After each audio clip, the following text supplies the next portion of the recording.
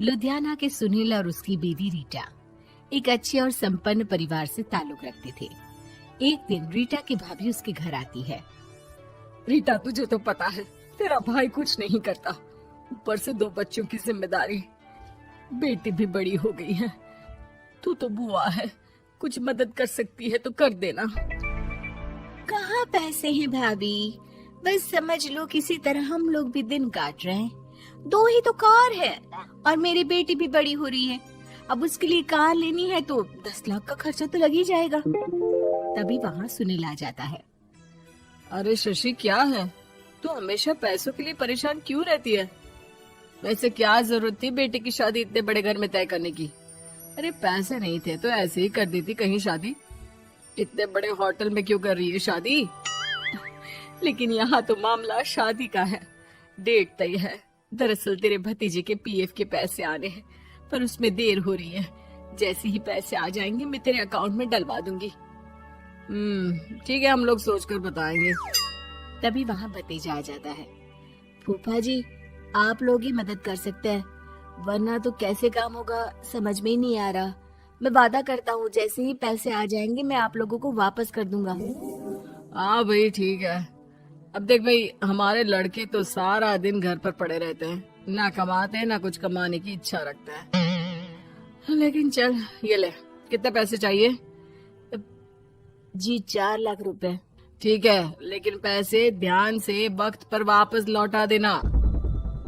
सुनील मुसीबत के वक्त बीवी के भतीजे की मदद तो कर देता है, लेकिन उन लोगों के जाने के बाद देख ले रीटा, तेरे मायके वालों ने मांगा तो दे दिया, वरना इन लोगों का मुझे कोई भरोसा नहीं है।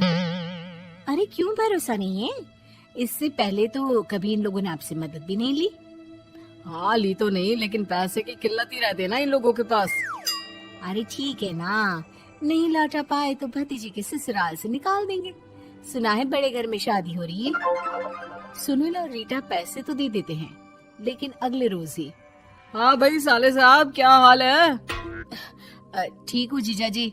क्या बात है, सालों बाद आपका फोन, जरूर कोई बात होगी, बताइए ना। अरे वो तेरी बड़ी भाभी आई थी, बेटी की शादी कर रही है ना, तो पैसे लेने के लिए मैंने दे दिए 4 लाख। सोचा भाई किसी गरीब की बेटी की शादी हो रही है, पुण्य मिल जाएगा। अच्छा किया जीजा जी, उनका बेटा बहुत मेहनती है, जल्द ही लौटा भी देगा। वहीं रीटा भी फोन करके हर किसी को पैसे देने की बात करती है। रीटा की भाभी शशि के पास उसके भाई का फोन आता है। तूने सुनील से पैसा लिए हैं क्या?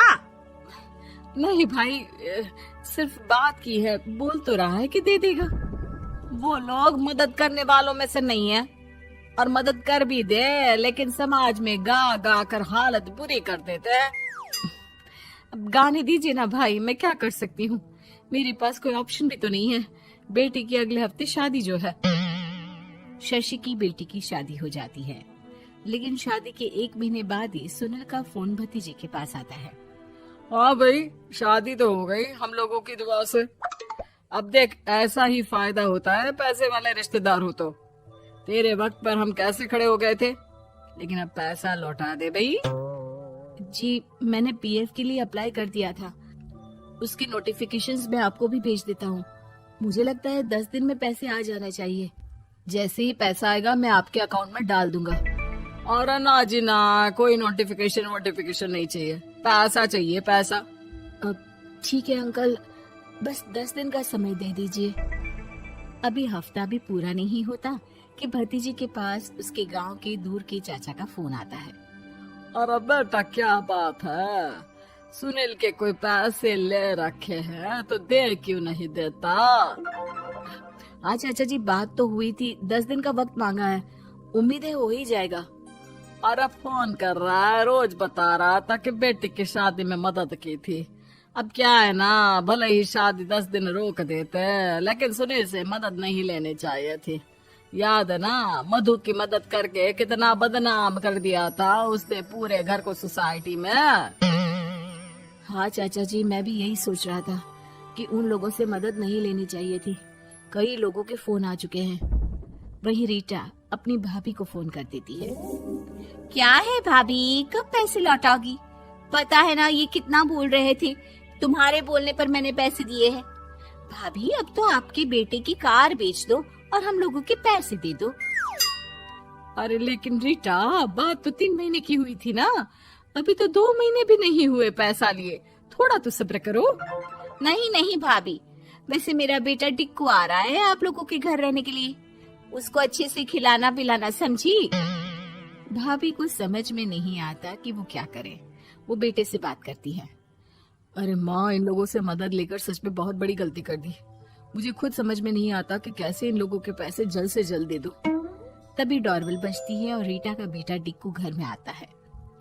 आओ बेटा, मामी के घर पहली बार आए हो रहने। आप पापा बोल रहे थे कि आप लोग पैसे का ब्याज तो दे नहीं पाओगे, तो तब तक मैं यहीं रह लूं। और हाँ, मैं एसी के बिना नहीं सो पाता। आप लोग अपना देख लेना और पैसे जल्दी लौटा देना, क्योंकि मैं थोड़ा जल्दी जाना चाहता हूँ। रीटा का फोन शशि के पास आता है। भाभी, पैसे कब तक दोगे? बेटी की विदाई के बाद शशि के घर का माहौल बिल्कुल बदल जाता है। वो हर वक्त बेटे से उसके पीएफ के पैसे पूछती, और पीएफ यानी कि सरकारी काम। आजकल में पूरा 1 महीना और बीत जाता है। भाभी, मैं और ये अमेरिका जा रहे हैं, घूमने के लिए पैसों की बहुत जरूरत है। रीटा, मैं पूरी कोशिश कर रही हूँ कि जल्द से जल्द पैसे का इंतजाम कर दूं, लेकिन पक्का नहीं बोल सकती। तभी सुनील का फोन भतीजे के पास आता है।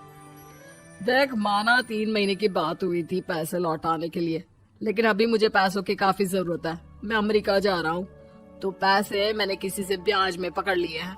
तू हर महीने 4 लाख का 20,000 ब्याज डाल देना मेरे अकाउंट में। सुनील फोन रख देता है, लेकिन भतीजा काफी परेशान हो जाता है। वो ऑफिस से शाम को घर आता है कि माँ पूछती है, क्या हुआ बेटा? बेटा माँ को सारी बात बता देता है। माँ भगवान के सामने हाथ जोड़कर खड़ी हो जाती है और रोने लगती है कि तभी बेटे का मोबाइल पर मैसेज बजता है। माँ, पीएफ के पैसे आ गए। और वो ऑनलाइन ही सुनील के पैसे वापस कर देता है। भला हो भगवान का। लेकिन आज एक बात तो समझ में आ गई, मदद हमेशा उन लोगों से लो जो मदद के बदले आपसे मदद में दी गई रकम ही वापस लें, ना कि समाज में आपकी इज्जत।